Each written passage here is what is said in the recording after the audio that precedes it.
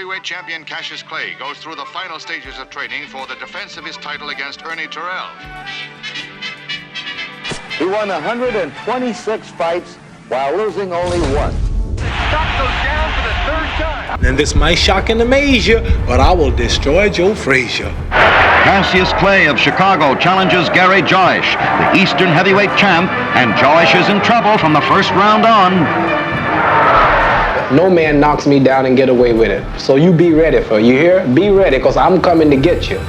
Some fighters chase belts, some chase fame, but once in history, a fighter appears whose battles shape nations, inspire generations, and challenge the world itself. A fighter who didn't just throw punches, he threw truth. He fought injustice harder than any opponent he ever faced. This is the story of a man who called himself the greatest and proved it every step of the way. This is the legend of Muhammad Ali. Subscribe for more powerful sports documentaries. Long before Muhammad Ali stood under bright lights, before his name echoed through arenas, before the gold belts and global fame, he was a young boy named Cassius Marcellus Clay Jr., raised in Louisville, Kentucky. Born January 17, 1942, in a segregated America, Cassius grew up in a world where opportunity wasn't promised to boys who looked like him. His father was a painter struggling to find fair-paying work. His mother worked as a domestic worker, doing everything she could to keep the family together. Cassius was curious, energetic, talkative, a child who demanded attention without even trying. But his life changed one day at age 12 when his red bicycle was stolen. Furious and determined, he ran to the police station to report it. There he met Officer Joe Martin, a man who coached young amateur boxers. Cassius told him, "I'm gonna whoop whoever took my bike." Joe Martin looked at him calmly and said, "First, you better learn how to fight." And that moment sparked a fire. A stolen bike became the doorway to destiny. Cassius entered the boxing gym, and from the first time he threw a punch, everyone knew something was different. He wasn't strong yet, but he was fast. He wasn't experienced yet, but his dedication was unmatched. Day after day, he trained like a boy possessed, running in the dark before school, punching until his knuckles swelled, practicing footwork until his shoes wore out. The world didn't know it yet, but a legend had begun. As a teenager, Cassius Clay stormed through amateur boxing. He won local tournaments, state championships, and national Golden Gloves titles. His style was unusual. Hands low, feet dancing, head moving like music. But it worked because he was fast, smart, unpredictable. By 18, he qualified for the 1960 Rome Olympics. He wasn't confident in flying. He even asked for a parachute. But once in the ring, he was fearless. He fought with speed, precision, and swagger. He won the Olympic gold medal, becoming America's new hero. But returning home reminded him of a painful truth. Even with a gold medal around his neck, he was still denied service at restaurants. He still lived in a segregated society. No victory, no medal, no celebration erased the color of his skin. That gold medal didn't make him feel free. It made him feel determined. He turned professional with a mission to become champion. Not just for himself, but for everyone who felt unseen, unheard, and unwanted. He talked bigger than any young fighter ever dared to. He predicted rounds. He recited poems. He called himself pretty because no one had seen a fighter so confident and unapologetic. Cassius Clay wasn't just rising. He was taking over, but rising to the top wasn't enough. Soon he would stand face to face with a monster, the most feared man in boxing, a man the world believed could crush him, a fight that would change not just his career, but the identity he carried for the rest of his life. Subscribe for more legendary athlete stories. February 25th, 1964, the night Cassius Clay challenged the terrifying Sonny Liston, the heavyweight champion who destroyed opponents with a single punch. Liston wasn't just a fighter, he was a force, a giant with fists like wrecking balls. The media mocked Clay. Experts called him a clown. Some said he wouldn't survive 3 rounds, but Clay believed in his destiny more than the world believed in his failure. In the ring, he danced. He moved like wind. He punched with precision and speed never seen before in heavyweight boxing. By the 7th round, Liston refused to continue. Clay shocked the world. He was the heavyweight champion of the world at just 22. The next day, he made another announcement, one louder than any victory. "I am Muhammad Ali." He joined the Nation of Islam. Muhammad Ali. Muhammad means worthy of all praises, and Ali means most high in the Asian African language. He embraced his new identity with pride. He declared independence from the slave name Cassius Clay. This decision ignited controversy.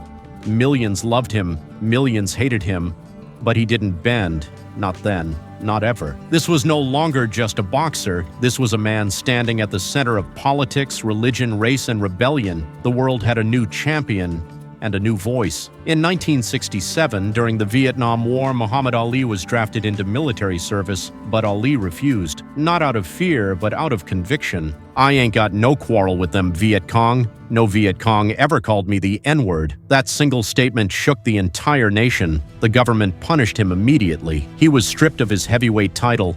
His boxing license was revoked. He faced up to 5 years in prison. He was banned from the sport for more than 3 years. He lost millions in earnings. His reputation, once celebrated, became controversial, but Ali stood firm. "Why should they ask me to put on a uniform and go 10,000 miles to drop bombs and bullets on brown people in Vietnam, while so-called Negro people in Louisville are treated like dogs?" Ali became a symbol of resistance, a hero for the oppressed, a voice louder than any punch he ever threw. Time would later prove him right, but during those years he carried the weight of the world on his shoulders alone. Subscribe now. Your support helps bring more legendary documentaries every week. In 1970, after years of exile, Ali finally returned to the ring, but the years away had changed him. His legs didn't glide the same way. His reflexes weren't as sharp. His speed, once unmatched, was now merely great. The world held its breath as he prepared for the ultimate showdown.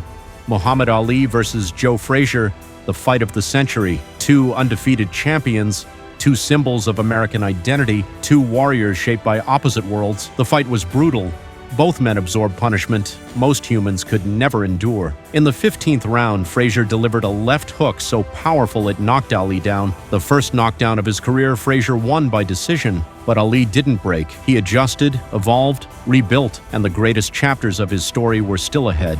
Zaire, 1974. Muhammad Ali faced the unbeatable George Foreman, a man who destroyed champions with frightening ease. Experts predicted Ali would be knocked out early, but Ali had a strategy, one that would become legendary: the rope-a-dope. He leaned against the ropes, absorbing Foreman's punches. Letting the young champion waste his strength round after round, Foreman grew tired, frustrated, and slower. Ali whispered to him during the fight, "Is that all you got?" Then, in the 8th round, Ali launched a sudden explosive combination. Foreman fell. Ali reclaimed the heavyweight title, proving not only his skill, but his genius. The world celebrated. Africa celebrated. History celebrated. Ali's rivalry with Joe Frazier ended with the most intense fight boxing has ever seen. Thrilla in Manila, 1975. It was brutally hot. The punches were devastating. Both fighters collapsed from exhaustion between rounds. Ali later said, "It was the closest thing to death." After 14 rounds, Frazier's corner ended the fight. Ali won, but the victory came with a heavy cost. His health declined. His stamina weakened. His reflexes slowed. Yet through it all, he continued fighting, not for records, but for pride, legacy, and love of the sport. By the early 1980s, Ali's career faded, but his influence exploded. He traveled the world spreading messages of peace and compassion. He became a symbol of strength for the oppressed. He inspired millions with his confidence and humanity. In 1984, Ali was diagnosed with Parkinson's disease, a neurological condition that slowly robbed him of speech and motion. But Ali didn't hide. He didn't quit. He didn't disappear. He showed the world that courage exists beyond the ring. In 1996, when he lit the Olympic torch in Atlanta with trembling hands, the world watched in awe. It was a moment that defined him even more than any championship belt. Muhammad Ali passed away on June 3, 2016, but legends don't die. His murals cover buildings across continents. His quotes motivate athletes, students, activists, and dreamers. His principles continue shaping global conversations about race, freedom, courage, and justice. Ali was a boxer, a poet, a rebel, a hero, a symbol of hope. He wasn't perfect, but that made him even greater. He proved that greatness is not God-given. It is earned, written, shaped, and lived. He truly was the greatest of all time. He entered the world as Cassius Clay, but he left it as Muhammad Ali, a voice that never broke, a fighter that never surrendered, a legend whose story will echo for centuries. If this journey inspired you, subscribe for more powerful sports documentaries, more icons, more stories, more greatness awaits.